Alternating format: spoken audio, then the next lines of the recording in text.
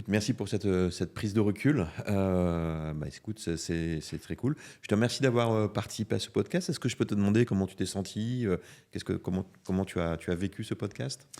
Alors, ouais, la question me surprend. Je me suis très bien senti pendant ce podcast.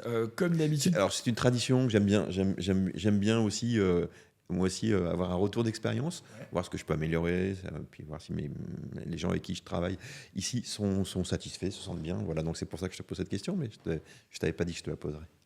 À l'image de la métaphore que j'utilisais tout à l'heure, tu sais, avec le prof de plongée qui est là. Et en fait, quand tu regardes les yeux du prof de plongée et que tu es en panique, tu te calmes. Ouais. Eh bien, tu es assis, toi, en face de quelqu'un qui n'a pas l'habitude de la caméra ou de parler de son sujet. Pour moi, d'ailleurs, parler publiquement de ce sujet, ça fait des mois que c'est un vrai dépassement, si je te parle un petit peu de moi.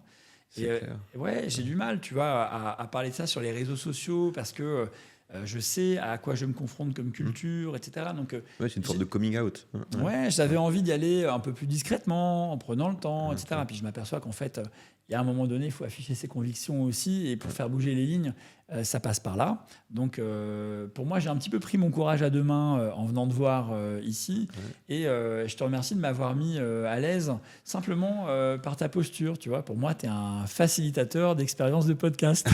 Écoute, j'adore. Je vais rester sur cette très très belle image. Je te remercie, Dino. Ouais, merci beaucoup, Denis. Et à bientôt.